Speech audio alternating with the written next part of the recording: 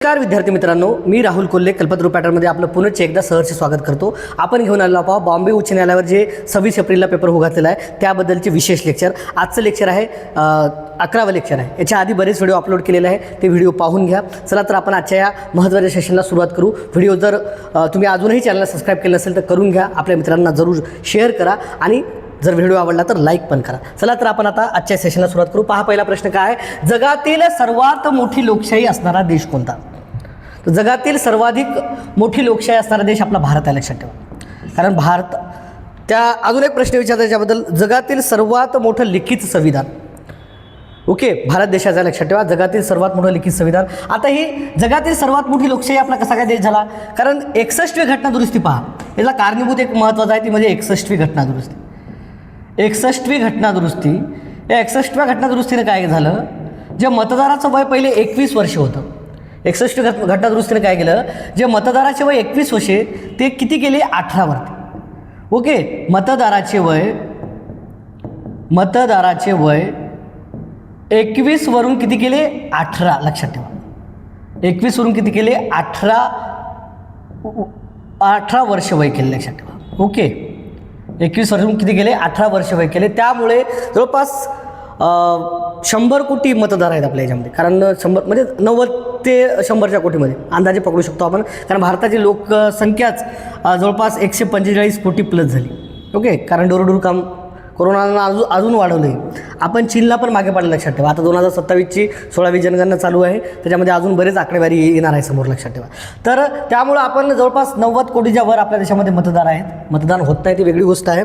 तर त्यामुळे जगातील सर्वाधिक मोठी लोकशाही असणारा देश आपला भारत आहे, लक्षात ठेवा. त्यानंतर लिखित संविधान सर्वाधिक मोठं आपलं आहे, 395 कलम होते, आता 465 प्लस कलम आहेत आपल्या, लक्षात ठेवा. ओके, त्यानंतर पहा अमेरिकाविषयी काय आहे, कारण अमेरिका ही जगातील सर्वात जुनी लोकशाही आहे, लक्षात ठेवा.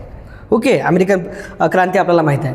तर सर्वाधिक जुनी लोकशाही आहे. त्यानंतर चीन हे साम्यवादी आहे, लक्षात ठेवा, साम्यवादी, कम्युनिस्ट. तर चीनमध्ये साम्यवादी विचारधारा पाहतो आपण. रशियामध्ये आपण निम्न, त्याला काय म्हणू, अध्यक्षीय प्रणाली आहे, लक्षात ठेवा. ओके, तर इथं सर्वाधिक महत्त्वाचं आहे, भारत हा जगातील सर्वाधिक मोठी लोकशाही असणारा देश आहे. ओके, आणि एक संघ देश आहे आपला. ज्यावेळेस राज्यघटना जेव्हापासून लागू झाली तेव्हापासून आपला देश एवढ्या जाती, धर्म, पंथ, भाषा, वेशभूषा इतकं काही असताना आपला देश एक संघ आहे, लक्षात ठेवा. त्याला कारणीभूत आहे भारतीय राज्यघटना.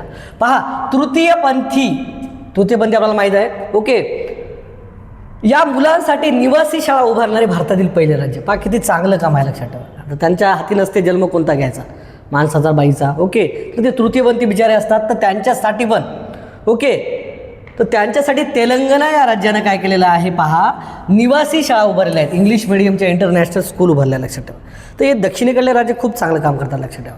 तर काय केलं आहे त्यांनी, निवासी शाळा उभारल्या. बाकी दक्षिणेकडे राज्यामध्ये बऱ्याच गोष्टी त्यांनी केलेल्या आहेत, कोणासाठी, तृतीयपंथीयासाठी. तर हे महत्त्वाचा प्रश्न, लक्षात ठेवा. तृतीयपंथीयासाठी निवासी शाळा कोण उभारली आहे, तर तेलंगणा. मी अजून एक चालू घडामोडीचं सेशन घेऊन येणार आहोत, जे काही चालू घडामोडीचे प्रश्न विचारतील त्याच स्वरूपाचे. ओके, तर 1-2 दिवसात तुम्हाला तेही चालू घडामोडीचे लेक्चर भेटेल आपल्या याच्यावर. ओके, तर फक्त तुम्ही जोडून राहा आपल्या सेशनला. स्वराज्य हा माझा जन्मसिद्ध हक्क आहे आणि तुम्ही मिळवणारच. तर हे उद्गार कोण काढले होते, तर 1916ला आपण पाहतो लखनौ करार झाला होता. याच्यामध्ये सर्वाधिक महत्त्वाची भूमिका ही राहिलेली होती लोकमान्य टिळकांची. ओके, लोकमान्य टिळकांची. तर लोकमान्य टिळकांनी हा उद्गार काढले होते, स्वराज्य हा माझा जन्मसिद्ध हक्क आहे आणि मी तो मिळवणारच. स्वराज्य, स्वदेशी, राष्ट्रीय शिक्षण बहिष्कार, हे पण चतुसूत्री माहीत आहे, लोकमान्य टिळकाचीच होती, लक्षात ठेवा. ओके, तर लोकमान्य टिळकांचं ते वाक्य होतं. बाकी विदा सावरकरांना स्वातंत्र्यवीर म्हटलं जाते, प्र. के. यात्रे यांनी त्यांना म्हटलं होतं विदा सावरकरांना. गोपाळकृष्ण गोखले, तर गोपाळकृष्ण गोखले आपल्याला माहीत आहे, भारत सेवक समाजाची स्थापना केली होती आणि महत्त्वाचा नामदार गोपाळकृष्ण गोखले म्हणतो आपण, नामदार. आणि महात्मा गांधीजीचे राजकीय गुरु, पुन्हा एकदा पाहिजे, महात्मा गांधीजीचे राजकीय गुरु विचारतात. ओके, महात्मा गांधीजींचे, ओके, राजकीय गुरु. ओके, नंतर आहे भारत सेवक समाज स्थापना, बनारसच्या अधिवेशनाचे अध्यक्ष. ओके, लोकमान्य टिळक पाहतो आपण. ओरायन यांचा महत्त्वाचा ग्रंथ आहे the Arctic home of the Orion. त्याच्यानंतर गीता रहस्य या ग्रंथाबद्दल विचारतात, केसरी मराठा वृत्तपत्राबद्दल विचारतात. तर महत्त्वाचे होते, लक्षात ठेवा. जहालवादी होते. ओके, लाल बाल पालमधले महत्त्वाचे पाहिलो आपण, बाळ गंगाधर टिळक. तर लोकमान्य टिळक, लोकमान्य ही पदवी त्यांना जनतेने दिलेल्या, लक्षात ठेवा. आणि महात्मा फुले, तर महात्मा ही पदवी पण पाहतो आपण, त्यांना कुठं दिली होती? मुंबईला दिली होती, लक्षात ठेवा. ओके, कोळीवाडीच्या तिथं. ओके, सभेमध्ये कोळीवाडा मुंबई येतं रायबहादूर बडेवार काहीतरी दिली होती ना. ओके, त्याच्यावरचा आपण प्रश्न घेतलेला आहे. तर महात्मा फुले यांचंही कार्य आहे आणि सर्वात महत्त्वाचं म्हणजे आज जयंती आहे त्यांची. ओके, महात्मा फुले यांची आज जयंती आहे.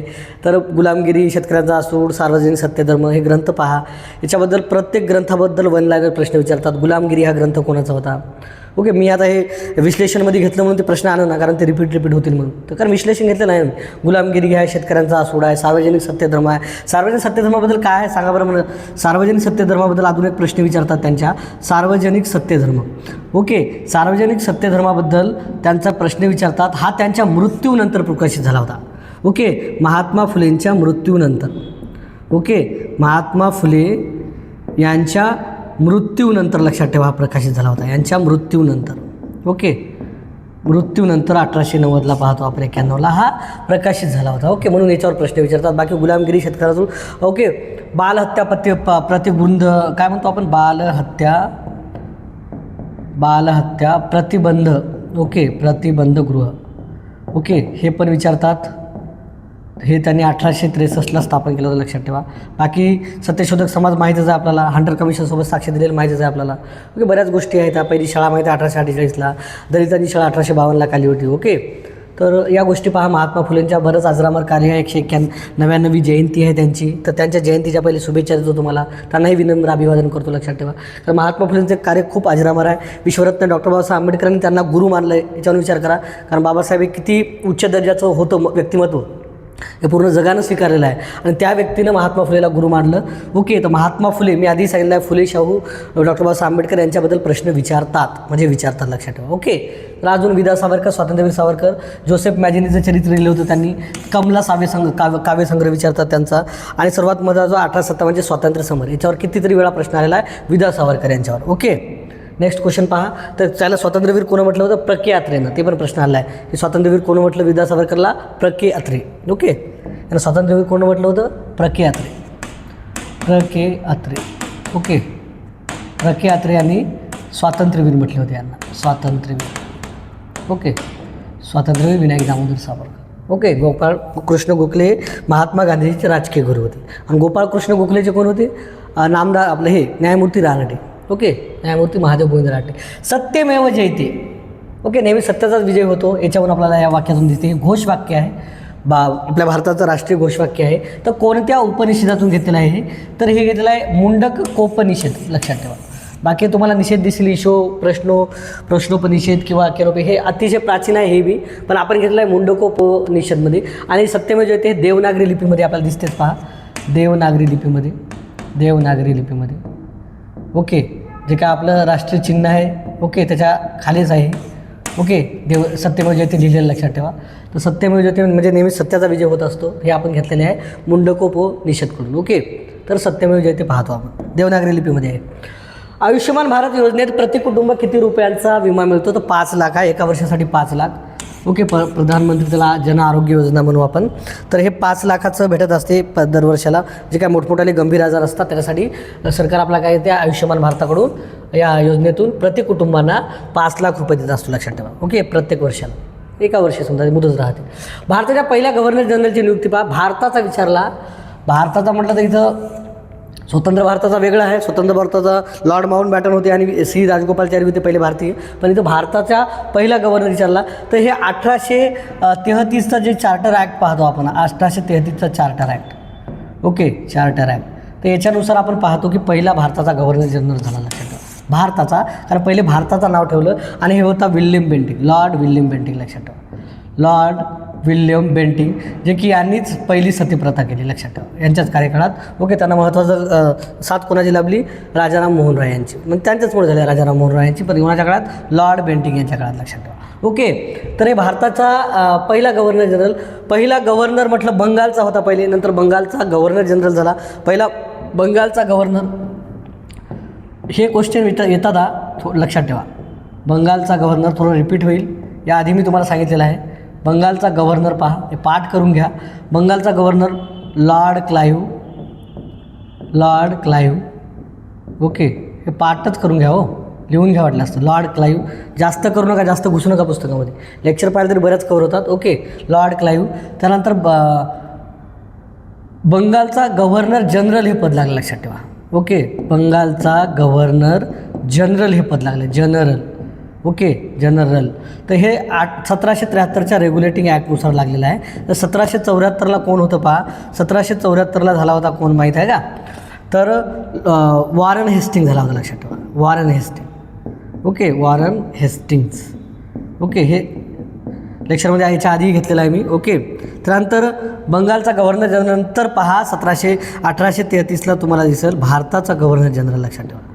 भारताचा, ओके, भारताचा गव्हर्नर जनरल. ओके, तर हे कोण झाला होता, हे झाला होता William Bentinck. Okay, William Bentinck झाला होता, लक्षात ठेवा. आणि त्याच्यानंतर स्वतंत्र भारताचा म्हणलं तर कोण, माउंट बॅटन. आणि भारताचा म्हणलं स्वतंत्र भारताचा पहिला तर सी राजगोपालचारी. ओके, तर इथं 1833चा आहे. ओके, 1774ला पहिला गव्हर्नर जनरल झाला होता लॉर्ड काय हेस्टिंग्स, वॉरन हेस्टिंग. 1997 पासून भारत सरकारने खालीलपैकी कोणत्या रोगासाठी डॉट्स, ओके, डॉट्स हा कार्यक्रम सुरू केला होता. डायरेक्टली ऑब्झर्व ट्रीटमेंट काय आहे, टेस्ट सोर्स असं काहीतरी आहे, लक्षात ठेवा. ओके, तर हे सुरू केला होता भारतानं, कार्यक्रम सुरू केला. कशासाठी केला होता, हे क्षयरोगसाठी, लक्षात ठेवा. जे की जागतिक आरोग्य संघटनेने याचं निवारण 2030पर्यंत करण्याचं ठरवलेलं आहे, लक्षात ठेवा. 2030पर्यंत पूर्ण जगातून आपल्याला काय करायचं आहे, क्षयरोग, ओके, TB हे मुक्त करायचं आहे. परंतु भारताने 2025च घेतलेलं आहे, लक्षात ठेवा. ओके, क्षयरोग मुक्ती. ओके, ट्युबरक्युलोसिस म्हणतो आपण, विषाणू जीवाणूजन्य रोग आहे तो. मलेरिया माहिती आपला डासाबिसापासून होतो, तर स्वच्छता हवी आहे याच्यासाठी, यासाठी बऱ्याच उपाययोजना करतो आपण. धनुर्वातसाठी लस देतो आपण, पहा TT आणि जन्मताच एक देत असतो. कोणती रे, जन्मताच एक लस दिली जाते. ओके, धनुर्वाताची आपण पाहतो, एक TTचं असते एक इंजेक्शन.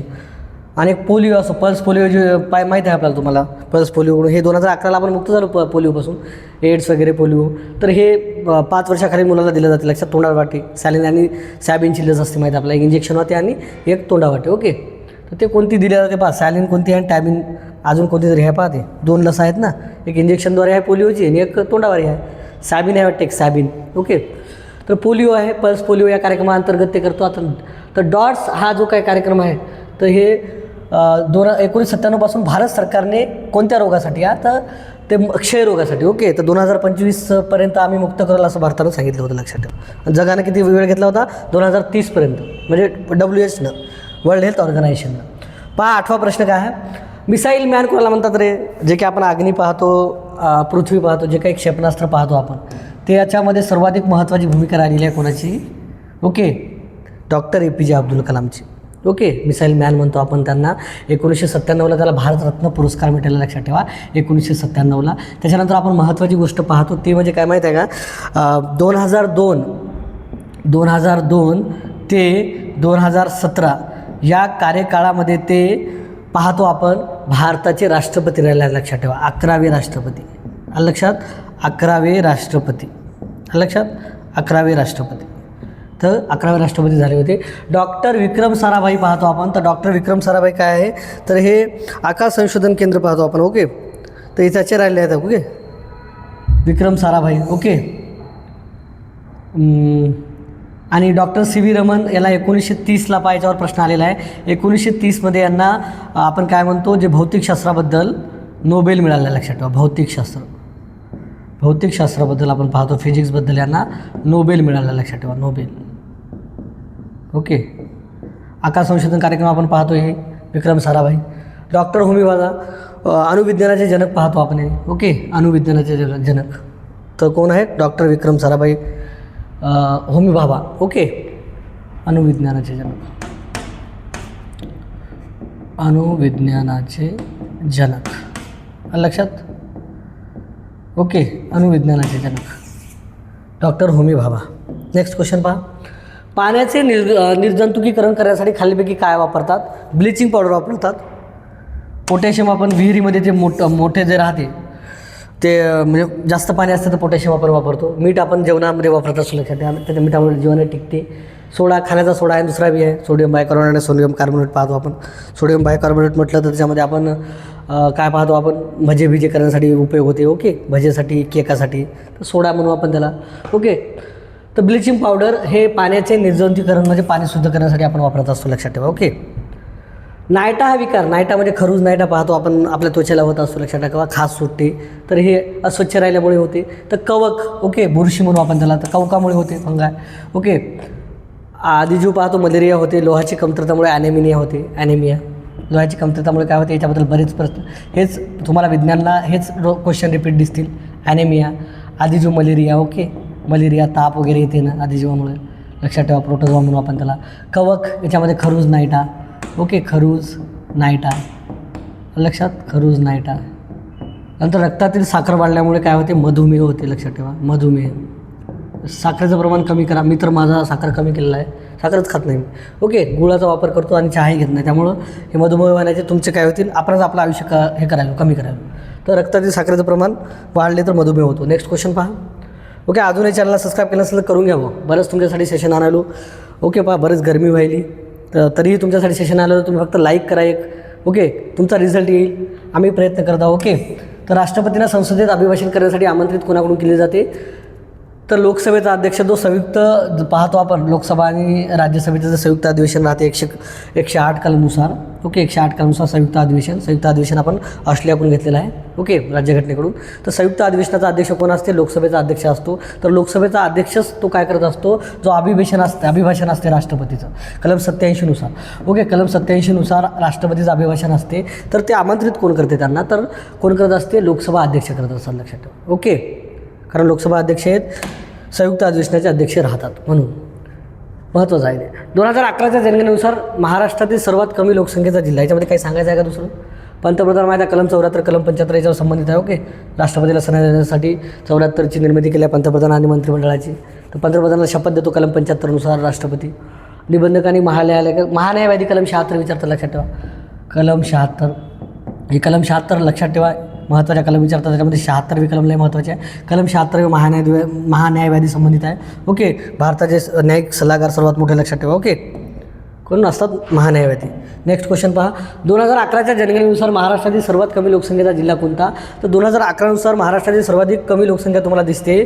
ओके, सिंधुदुर्ग, जवळपास 8 लाखच आहे, 8.5 लाखा जवळपास. आणि आताही ते मायनसमध्ये जिल्हा आहे, जे की 2027ची जनगणना व्हायली आता 26-27ची. याच्यामध्ये तुम्हाला सिंधुदुर्गची लोकसंख्या तेवढीच दिसेल, लक्षात ठेवा, जेवढी आहे तेवढी, कारण मायनसमध्ये तो जिल्हा आहे. कारण बरेच स्थलांतरण इथं मुंबई वगैरे झालं आहे, मुंबई उपनगरला हे लोक कामाला गेले आहेत, म्हणून इथं तुम्हाला बरंच काय दिसते, स्त्री आणि पुरुषांचं प्रमाण पण महाराष्ट्रामध्ये इथं कमी दिसते, तुम्हाला लक्षात ठेवा. ओके, म्हणजे स्त्रियांचं प्रमाण जास्त दिसते, पुरुषांचं प्रमाण कमी आहे. जवळपास 1067 लोक, म्हणजे जे काय रेशो आहे, जास्त स्त्रिया आता, लक्षात ठेवा. ओके, 1122 तुम्हाला रेशोमध्ये रत्नागिरीमध्ये दिसते, लक्षात ठेवा. ओके, त्यानंतर पहा, गडचिरोली पाहतो, पूर्वेकडला जिल्हा आहे, याची घनता सर्वाधिक कमी आहे. महाराष्ट्रातील घनता सर्वाधिक कमी. ओके, महाराष्ट्र राज्याची आपण लोकसंख्या पाहू. पहा, लोकसंख्यावर कसे क्वेश्चन विचार, लोकसंख्या. ओके, तर सर्वाधिक लोकसंख्येचा पहिले आपण जिल्हा पाहू, सर्वाधिक लोकसंख्या. ओके, पहा, सर्वाधिक लोकसंख्या कोणत्या जिल्ह्याची आहे माहीत आहे का आपल्याला, सर्वाधिक लोकसंख्या आपल्याला जिल्ह्यात दिसते कोणत्या, तर मुंबई उपनगर, मुंबई शहर. कारण ठाणे पहिले ठाणे होता, 2011नुसार विचारलं, 2011नुसार. ओके, तर ठाणे होता, लक्षात ठेवा. ओके, 2011नुसार ठाणे होता, नंतर मग मुंबई शहर, मुंबई उपनगर आहे सध्या, लक्षात ठेवा. ओके, तर इथं थोडं 2011नुसार म्हणलं तर ठाणे ऑप्शनमध्ये राहील, तर ठाणेला टिक करा, कारण 2011ला 14ला वेगळा निघाला पालघर, तोपर्यंत ठाणेच होता. सर्वात कमी लोकसंख्या पाहतो आपण, सर्वात कमी लोकसंख्या. ओके, कमी लोकसंख्या, सर्वात कमी लोकसंख्या पाहतो आपण कुठं, सिंधुदुर्ग. ओके, सिंधुदुर्ग. ओके, सर्वाधिक घनता पाहतो आपण, पहा, सर्वाधिक घनता महाराष्ट्रातलं पाहिलं, सर्वाधिक घनता तुम्हाला दिसेल कुठली, 1000 स्क्वेअर किलोमीटरमध्ये सर्वाधिक जास्त लोकसंख्या कुठं राहते पहा, जास्त, तर मुंबई उपनगर, लक्षात ठेवा. मुंबई उपनगर.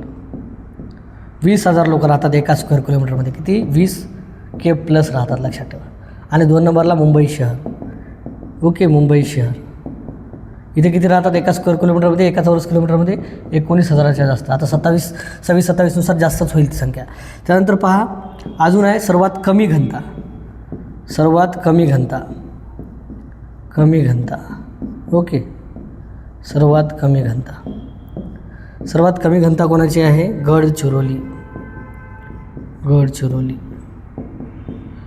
ओके, गडचिरोली किती आहे? 74च. एका स्क्वेअर किलोमीटरमध्ये किती लोक राहतात? 74च राहतात, लक्षात ठेवा. ओके, सर्वाधिक साक्षरता पाहू आपण इथं आता. ओके, सर्वाधिक साक्षरता काय झालं रे? ओके, सर्वाधिक साक्षरता पाहू आपण. पहा, सर्वाधिक साक्षरता. सर्वाधिक साक्षरता जाऊ द्या. सर्वाधिक साक्षर जिल्हा. ओके, मुंबई उपनगर आहे, लक्षात ठेवा. मुंबई उपनगर. प्रश्न विचारतात हा, म्हणून एवढं घ्यायलो. ओके, सर्वाधिक साक्षर जिल्हा मुंबई उपनगर. जवळपास 89%. 89पेक्षा जास्त आहे, लक्षात ठेवा. 89.9 म्हणू आपण. ओके, एवढा आहे तो. सर्वात कमी साक्षरता पहा. सर्वात कमी साक्षर जिल्हा कोण येईल रे? नंदुरबार. आदिवासी आहे, लक्षात ठेवा. सर्वात गरीब पण आहे. सर्वात गरीब जिल्हा म्हटलं तरी नंदुरबारच आहे. आणि सर्वाधिक कमी साक्षरता इथं आहे, लक्षात ठेवा. तेवढं काही विचारत नाही याच्यामध्ये, सांगायला तुम्हाला 64.4. ओके, इथे महत्त्वाचं विचारतात महाराष्ट्राची साक्षरता विचारतात. महाराष्ट्राची जवळपास 82% जवळपास आहे, लक्षात ठेवा. जास्त आता होईल. त्यानंतर पूर्ण भारताची विचारतात, इंडियाची. तर इंडियाची साक्षरता जवळपास 74% आहे, लक्षात ठेवा. ओके, ही साक्षरता पाहिलो आपण. साक्षरता. ओके, महाराष्ट्राची पूर्ण घनता पाहतो आपण. महाराष्ट्र राज्याची घनता पूर्ण राज्याची तर 365 आहे, लक्षात ठेवा. हे आकडेवार लक्षात ठेवा. 365 घनता आहे. ओके, एका स्क्वेअर किलोमीटरमध्ये किती लोक राहतात? 365 लोक राहतात महाराष्ट्रामध्ये. त्यानंतर इंडियाची पाहतो आपण. इंडियाची घनता किती आहे? 382 आहे, लक्षात ठेवा. सर्वाधिक घनतेचं आपण पाहतो राज्य. सर्वाधिक. ओके, सर्वाधिक घनता. सर्वाधिक घनता. ओके, सर्वाधिक घनता राज्य पाहतो आपण. तर इथं तुम्हाला दिसते बिहार, लक्षात ठेवा. ओके, बिहार. 1106 लोक राहतात बिहारमध्ये. ओके, सर्वाधिक घनता असलेलं राज्य बिहार आहे. त्यानंतर आपल्याला दुसरं काय दिसते? सर्वात कमी. ओके, सर्वात कमी घनता. ओके, तर अरुणाचल प्रदेश आहे. अरुणाचल प्रदेश. किती? फक्त एका स्क्वेअर किलोमीटरमध्ये फक्त 17 लोक राहतात, लक्षात ठेवा. ओके, किती? 17 लोक राहतात. ओके, अजून याच्यात विचारतात सर्वाधिक लोकसंख्येचं राज्य. ओके, सर्वाधिक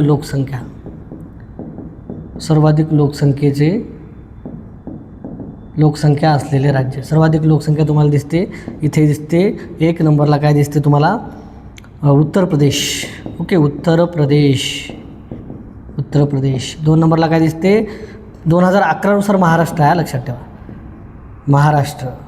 आणि आता जे व्हायला अंदाजानुसार बिहारनं महाराष्ट्राला मागे पाडलं, लक्षात ठेवा. चालू घडामोडीवर जर प्रश्न विचारला सध्या 2 नंबरला कोण आहे? तर बिहार आहे, लक्षात ठेवा. 2026नुसार बिहारनं मागे पडला महाराष्ट्राला. सर्वाधिक लोकसंख्या पाहतो आपण. क्षेत्रफळ पाहतो. क्षेत्रफळ माहिती आहे आपल्याला, याच्या आधी मी घेतलेलं आहे. ओके, याच्यामध्ये राजस्थान येते. राजस्थान. ओके, त्याच्यानंतर कोण येते? मध्य प्रदेश. ओके, मध्य प्रदेश. आणि त्यानंतर येते महाराष्ट्र. Okay, 3 number Maharashtra. लक्षात. तर बऱ्याच गोष्टी आहेत. साक्षर पाहिलं आपण, घनता पाहिलं. 0 ते 6 वयोगट माहिती आहे का सर्वाधिक? ओके, स्त्रियांचं प्रमाण जर म्हणलं, ओके, सर्वाधिक जास्त आपण रेशो पाहिला, सेक्स रेशो. ओके, तर तो आहे रत्नागिरीला, लक्षात ठेवा. रत्नागिरीला. ओके, रत्नागिरीला 1000 स्त्रियामागे तुम्हाला किती दिसतील? आपलं 1000 म्हणजे 1000 पुरुष मागे. पुरुष 1000 पुरुष असतील. 1000 पुरुष असतील. हो, याच्यावर प्रश्न विचारता. पुरुष असतील तर किती आहे? सर्वाधिक आपण म्हणतो स्त्री प्रमाण जास्त आहे कुठं? इथं आहे सेक्स रेशो. रत्नागिरीला किती आहेत? 1122. त्यानंतर कोण येते? सिंधुदुर्ग, लक्षात ठेवा. Okay, Sindhudurg. Okay, sex ratio पाहिला आपण, हा सेक्स रेशो. ओके, सिंधुदुर्ग काय दिसते आपल्याला, 1000 मागे किती दिसतात आपल्याला, 1063 जे काय समथिंग. ओके, 1063. अशा प्रकारचं आहे. सर्वाधिक कमी पाहतो आपण हरियाणा पाहतो, लक्षात ठेवा. सर्वाधिक कमी सेक्स रेशो, सर्वाधिक कमी मुली कुठं आहेत, म्हणजे स्त्रियांचं प्रमाण सर्वात कमी पाहिलो आपण. सर्वात कमी कुठं पाहिलो आपण, हरियाणा. ओके, हरियाणा सर्वात कमी काय पाहिलो आपण, हरियाणा. 800 काहीतरी समथिंग आहे, लक्षात ठेवा. ओके, ते कमेंट करून सांगा मला, थोडं काय विचारत नाही, तर हरियाणा आहे. त्यानंतर सर्वाधिक लोकसंख्येचा केंद्रशासित प्रदेश दिल्ली आहे. सर्वात लहान लक्षद्वीप आहे. तर विचारतात. ओके, तर बाकी सांगायसारखं खूप आहे, पण आपण कमी सांगालो. 74 आपण घनता पाहतो, सर्वाधिक कमी गडचिरोली. सर्वाधिक लहान राज्य विचारतात, जसं मोठं पाहिलं आपण. सर्वात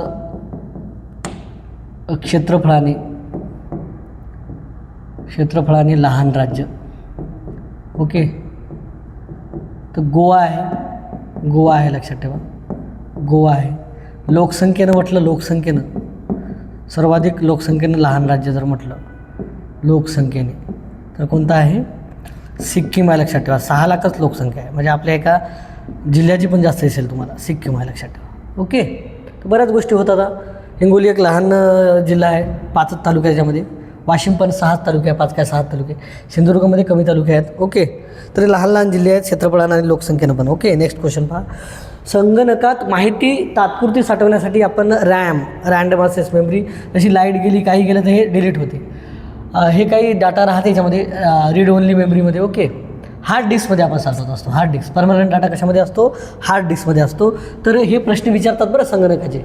ओके, याच्यावर पाहू आपण जरासं. मी पाहतो एखादं लेक्चर फास्टॅग घेऊन येऊ याच्याबद्दल. डायरेक्ट क्वेश्चन अँड आन्सर झालं प्रॅक्टिससाठी. महाराष्ट्रातील कोणत्या जिल्ह्याला ज्वारीचे कोठार म्हणतात, तर सोलापूरला. रब्बी जे काही ज्वारी म्हणतो आपण सर्वाधिक सोलापूरला होते. सोलापूरच्या चादरी पण प्रसिद्ध आहेत. ओके, सोलापूर चादरीसाठी पण प्रसिद्ध आहे, लक्षात ठेवा. चादरी. ओके, चादरी. अहिल्यानगरमध्ये आपण पाहतो सर्वाधिक जास्त साखर उत्पादन होते, कारण सर्वाधिक जास्त जिल्हे आहेत त्याचं, लक्षात ठेवा. ओके, जळगावला काय होते, केळी होते. लक्षात, जळगावला काय होते, केळीचं उत्पादन चांगलं होते. डिग्रज सांगलीला काय पाहतो आपण, हळद संशोधन केंद्र आहे डिग्रजला. ओके, डिग्रज सांगलीला काय आहे, हळद संशोधन. ओके, केंद्र, हळद संशोधन केंद्र आहे, लक्षात ठेवा. ओके, चादरी आहे, सोलापूरच्या चादरी पाहतो आपण. पैठण पाहतो आपण, पैठणी प्रसिद्ध आहे. पैठणची. उच्च न्यायालयातील न्यायाधीशांची संख्या ठरवण्याचा अधिकार कोणाला आहे, राष्ट्रपतीला आहे. असं काही राज्यघटनेमध्ये सांगितलेलं नाही आहे की एवढे एका उच्च न्यायालयामध्ये एवढे न्यायाधीश असतील. सर्वोच्च न्यायालयाचं आपण पाहतो, सर्वोच्च न्यायालयाचं आपण पाहिलेलं आहे 33+1. ओके, हे सुप्रीम कोर्टचं पाहिलं आहे आपण. किती 33+1.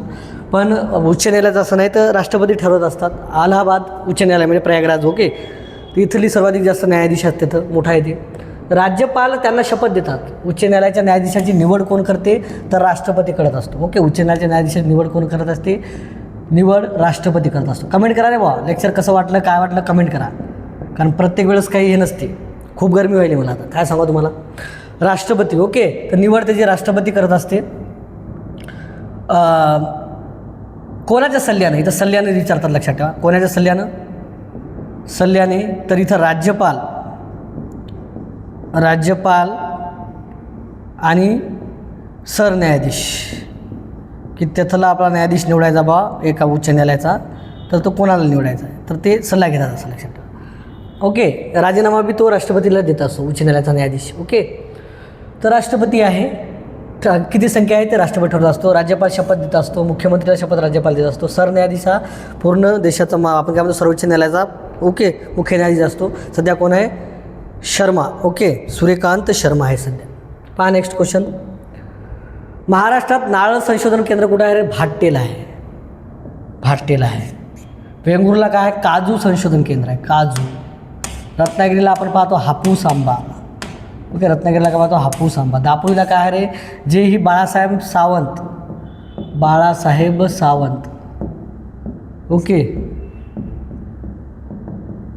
कोकण कृषी विद्यापीठ दिसते तुम्हाला इथं, कोकण कृषी विद्यापीठावर मी घेतला क्वेश्चन, ते विचारतात 1972ला. ओके. हे सुपारी बिपारी जे काय संशोधन केलं जाते तिकडले नारळ विडे ओके काजू बिजू येते ना तिकडं. तर काय आहे विद्यापीठ 1972चं. ओके. हापूस आंबा तुला माहीत आहे GI टॅग मिळालेला आहे. ओके. त्याच्या स्मेलसाठी सुगंधासाठी आणि खाण्यासाठी लय प्रसिद्ध आहे. खूप महाग आहे जगात त्याला मागणी आहे लक्षात ठेवा. हापूस आंबा ते देवगडला येते Devgad. Okay.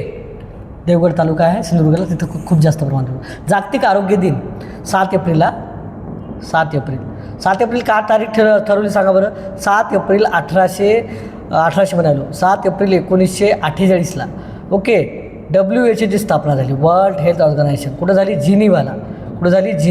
Okay. Geneva Switzerland. खूप देश आहे त्याच्यामध्ये या संघटनेमध्ये लक्षात ठेवा. स्वित्झर्लंड. तर इथं त्याचं मुख्यालय आहे लक्षात ठेवा. हे मुख्यालय होय. मुख्यालयावर प्रश्न विचारतात. मुख्यालयावर. ओके. तर 7 एप्रिल आहे जागतिक आरोग्य दिन लक्षात ठेवा. महत्त्वाचा दिवस आहे. 1 डिसेंबर एड्स दिन आहे. ओके. एड्स दिन म्हणू आपण त्याला एड्स दिन. त्यानंतर 10 डिसेंबर मानवी हक्क दिन आहे. 10 डिसेंबर तुम्हाला काय दिसते मानवी हक्क दिन लक्षात ठेवा. ओके. मानवी हक्क दिन. 5 जून काय आहे रे पर्यावरण दिन. 5 जून काय आहे पर्यावरण दिन. ओके. 2 फेब्रुवारी काय आहे रे जागतिक वसुंधरा दिन. नाही रे जागतिक पाणथळ दिन आहे. ते 22 फेब्रुवारीला आहे. पाणथळ दिन. ओके.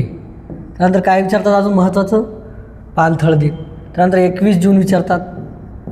हे रिपीट हेच लिहून द्यायला झालेलं आहे याच्या आधी. योगा दिन आंतरराष्ट्रीय. ओके. आंतरराष्ट्रीय योगा दिन. 8 मार्च जागतिक महिला दिन. ओके.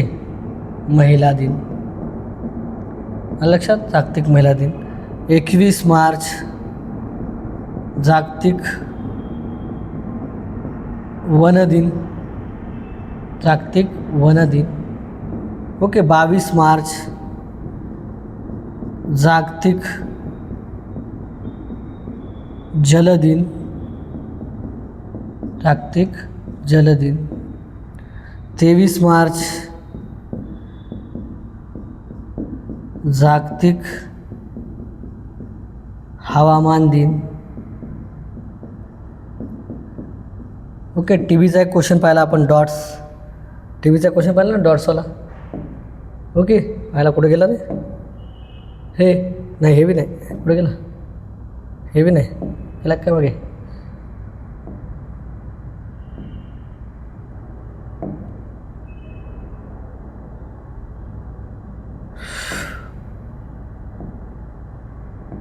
हे डॉट्स याच्यामध्ये पहा एक 24 मार्च तिकडे तर सांगत होतो पण इथं सांगायला होता.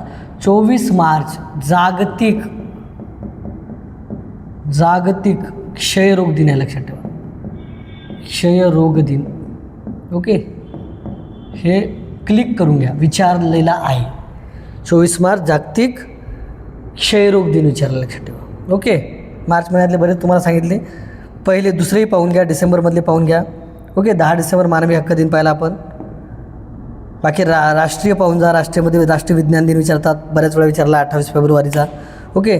28 फेब्रुवारी. त्यानंतर 27 फेब्रुवारी विचारतात मराठी भाषा दिन हा महाराष्ट्रातला. 1 मे विचारतात आंतरराष्ट्रीय कामगार दिन आणि काय महाराष्ट्र स्थापना दिन. राज्याचे काही विचारतात आणि इकडले काही विचारतात लक्षात ठेवा. ओके.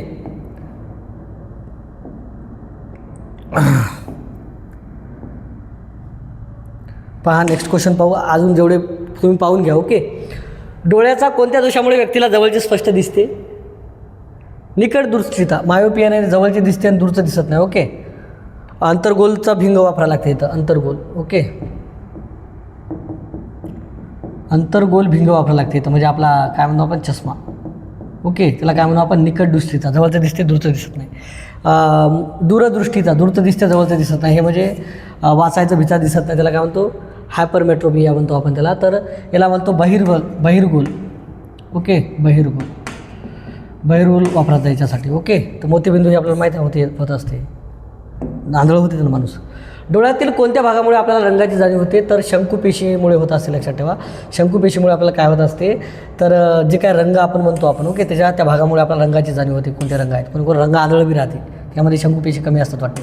दंडपेशी आपल्याला रात्रीचं जे काय अंधारात बिंधारात आपण म्हणतो आपण दिसते थोडंफार, दंडपेशी असल्यामुळे लक्षात ठेवा. ओके. भारतीय राज्यघटनेच्या कोणत्या कलमान्वये प्रत्येक राज्यासाठी एक उच्च न्यायालय असते? तर प्रत्येक राज्यासाठी एक उच्च न्यायालय आपण दिलं आहे कलम 214 नुसार. परंतु कोणत्या प्रत्येक राज्यासाठी एक उच्च न्यायालय, परंतु 7वी घटनादुरुस्ती पाहतो आपण. 7वी घटनादुरुस्ती पहा. 7वी घटनादुरुस्ती, 7व्या घटनादुरुस्तीने काय केलं माहीत आहे का? कलम 131मध्ये बदल केला. कलम 131 नुसार कलम 131मध्ये काय बदल केला? 231मध्ये. तर या 231मध्ये आता एक उच्च न्यायालय 2 किंवा अधिक राज्यासाठी राहील. जसं की आपण पाहतो हरियाणा पंजाब उच्च न्यायालय पाहतो, त्यानंतर आसामचं उच्च न्यायालय पाहतो, महाराष्ट्राचं पाहा ना, महाराष्ट्र, गोवा, दादर आणि नगर हवेली यांचं कार्यक्षेत्र आहे. तर असं 231मध्ये सांगितलेलं आहे. ते 7वी घटनादुरुस्ती केलेली आहे. त्या घटनादुरुस्तीनं आता जे काय म्हणतो आपण एक उच्च न्यायालय 2 किंवा अधिक राज्यासाठी काम करेल. ओके. ते 124 कलम पाहतो आपण. 124 ते 147 कलम, 124 ते 147. तर हे कलम कशासाठी संबंधित आहे? सर्वोच्च न्यायालय संबंधित आहे, लक्षात ठेवा. कसं संबंधित आहे? सर्वोच्च न्यायालय. ओके, सर्वोच्च न्यायालय याच्या संबंधित आहेत. आलं लक्षात? तर 124 नुसार आपण सर्वोच्च न्यायालयाची स्थापना करत असतो. ओके. तर महत्त्वाचं आहे. कुठं आहे सर्वोच्च न्यायालय? आपलं दिल्लीला आहे. किती आपल्याला सांगितलं तुम्हाला? ओके. 23+1. कलम 315 काय आहे? हे आपण लोकसेवा आयोग, ओके, केंद्रीय लोकसेवा आयोग, राज्य लोकसेवा आयोग, MPSCची नियुक्ती केली आहे 315 नुसार. ते कलम सांगितलं आहे. 110मध्ये ओके धनविधेयक सांगितलं आहे. धनविधेयकाची व्याख्या, धनविधेयक ओके. कलम 315 काय सांगितलेलं आहे? कलम 315मध्ये MPSC UPSC ओके याच्या संबंधित आहे. ओके. 124 सर्वोच्च न्यायालय संबंधित. तर 214 नुसार आपण काय म्हणतो? उच्च न्यायालयाची स्थापना झालेली आहे. आणि 214(3) नुसार आपण काय करत असतो? 231 नुसार कलम 231 नुसार काय करतो आपण? एक उच्च न्यायालय एक किंवा अधिक राज्यासाठी असते कार्यक्षेत्र. जसं की बॉम्बे उच्च न्यायालय पाहतो आपण, गोव्याचं अधिकार क्षेत्र आहे, त्यानंतर दादरा आणि नगर हवेली आहे, आणि महाराष्ट्र आहे. त्यानंतर आपण पाहतो आसाम अरुणाचल प्रदेश आहे, नागालँड आहे, ओके, मिझोराम आहे, आणि बऱ्याच याच्यासाठी आहे ते लक्षात ठेवा. आसामसाठी बी आहे. ओके. कोणतं? गुवाहाटी उच्च न्यायालय. आसाम नाही, गुवाहाटी उच्च न्यायालय. त्याच्यानंतर आपण बरेच पाहिले. ओके. त्यानंतर आपण कलकत्ता उच्च न्यायालय पाहिलं, अंदमान निकोबार बेटाला आहे. मद्रास उच्च न्यायालय पाहिलं आपण. कशाला? मद्रास उच्च न्यायालय कशाला आहे? पुदुचेरीला आहे. ओके. लक्षद्वीप कशाला आहे? केरळ कशाच्या अंतर्गत आहे? केरळ आणि लक्षद्वीप असे आपण पाहिले उच्च न्यायालय. म्हणजे एक उच्च न्यायालय 2 किंवा अधिक राज्यासाठी किंवा केंद्रशासित प्रदेशासाठी काम करते, लक्षात ठेवा. तर 1948चं आपण सर्वोच्च न्यायालय पाहतो. कोणतं? 1948 की 1966चं एकदा कमेंट करून सांगा. दिल्ली उच्च न्यायालय हे स्वतः केंद्रशासित प्रदेशाला असलेलं एकमेव उच्च न्यायालय आहे, लक्षात ठेवा. बाकी कोणत्याही केंद्रशासित प्रदेशाला स्वतःचं उच्च न्यायालय नाही आहे. ओके. तर कलम 110 धनविधेयक संबंधित आहे. याच्यावर प्रश्न विचारला आहे. धनविधेयक संबंधित कोणती कलम आहे? 110. बाकीच्याही महत्त्वाच्या कलमा पाहून जा. ओके. राष्ट्रपती, राज्यपाल, राष्ट्रपती, ओके. 52वी कलम हे पहा. 63वी कलम उपराष्ट्रपती. ओके. या कलमा महत्त्वाच्या पाहून घ्या. त्यानंतर महाधिवक्ता 165, महान्यायवादी 76, रिपीट 352, ओके. राष्ट्रीय आणीबाणी 368, घटनादुरुस्तीची पद्धत, काही घटनादुरुस्ती विचारतात, ते महत्त्वाच्या मी घटनादुरुस्त्या घेतो. उच्च न्यायालयाचा न्यायाधीश होण्यासाठी वकिलीचा किमान किती वर्षाचा अनुभव आवश्यक असते? तर किती वर्षाचा अनुभव आवश्यक असते उच्च न्यायालयासाठी? 10 वर्षे. ओके. न्यायिक क्षेत्रामध्ये त्यानं भारतामध्ये राहून, अंतर्गत देशामध्ये राहून त्यानं न्यायिक क्षेत्रामध्ये 10 वर्ष काम केलेलं असावं त्यानं, आणि 10 वर्षात त्याला वकील म्हणून अनुभव पाहिजे. ओके. तर तो उच्च न्यायालयाचा न्यायाधीश होऊ शकतो. सर्वोच्च न्यायालयाचा न्यायाधीश होण्यासाठी पहा, सर्वोच्च न्यायालयाचा न्यायाधीश, सर्वोच्च न्यायालयाचा न्यायाधीश, ओके, न्यायाधीश होण्यासाठी काय पाहिजे? तो त्यानं 5 वर्ष उच्च न्यायालयाचा तो न्यायाधीश पाहिजे. 1 किंवा 2 न्यायालयामध्ये त्यानं काम केलेलं असावं न्यायाधीश म्हणून, किंवा 10 वर्ष वकील. ओके. 10 वर्ष वकील, तर तो सर्वोच्च न्यायालयाचा न्यायाधीश होतो. आणि उच्च न्यायालयाचा न्यायाधीश होण्यासाठी त्यांनी 10 वर्ष वकिली केलेली असावी. ओके. त्यानंतर आपण पाहतो जिल्हा न्यायाधीश होण्यासाठी 7 वर्ष वकिली, लक्षात ठेवा. 7 वर्ष वकिली कुठं? वकिली जिल्हा न्यायाधीश होण्यासाठी. ओके. जिल्हा न्यायाधीश, जिल्हा न्यायाधीश. ओके, जिल्हा न्यायाधीश. आलं लक्षात. पहा, महाराष्ट्रातील अतिपूर्वेकडील जिल्हा कोणता आहे? गडचिरोली. याला एक काय म्हणू छत्तीसगड लागलेला आहे आणि आपला तेलंगणा लागलेला आहे. 2 जिल्हे लागले आहेत. ओके. सर्वात उत्तरेकडील म्हटलं तर कोणता आहे? उत्तरेकडील कोणता आहे महाराष्ट्रातला? तर नंदुरबार आहे उत्तरेकडील. नंदुरबार. दक्षिणेकडील कोणता आहे? दक्षिणेकडील विचारण्यात आला पाहिजे ना आपल्याला. दक्षिणेकडील आहे कोणता? सिंधुदुर्ग. कोणता आहे? सिंधुदुर्ग. ओके. त्यानंतर पाहतो आपण उत्तरेकडला, पूर्वेकडला पाहिला आपण गडचिरोली. पश्चिम जर म्हटलं तर पश्चिमला नाही का अरबी समुद्र लागलेला आहे, लक्षात ठेवा. अरबी किनारा, अरबी समुद्र. ओके, अरबी समुद्र. आणि अरबी समुद्रामध्ये आपण पाहतो किती जिल्हे लागले आहेत पहा. याच्यामध्ये सर्वात महत्त्वाचं म्हणजे मुंबई शहर लागलेलं लक्षात ठेवा. ओके. जर मुख्य भौगोलिक आकारानुसार म्हणलं आपण पश्चिमेला तर मुंबई शहर किंवा आपण काय म्हणू त्याला हे कोणतं? पालघर. ओके. पाहाला. नेक्स्ट क्वेश्चन पहा. गोंदिया वगैरे उत्तरेकडे आहे. यवतमाळ हे माहीत आहे. यवतमाळला 2 नांदेडला आपलं काय म्हणू आपण? यवतमाळ आणि नांदेड म्हणतो आपण. याला लागल्या तेलंगणा याला. ओके. महालवारी व्यवस्थेची खालीलपैकी कोणाचे नाव संबंधित आहे? महालवारी आहे 1822ला आणली होती Lord Mackenzie. Okay. Lord Mackenzie यांनी आणली होती महालवारी. ओके. पहा, राहिलेले क्वेश्चन आपण उद्या घेऊ. हे क्वेश्चन पहा, हे महत्त्वाचं सेशन आहे आपल्यासाठी, खूप फायद्याचं आहे. व्हिडिओला लाईक करा, शेअर करा, सबस्क्राईब करा. चला, धन्यवाद.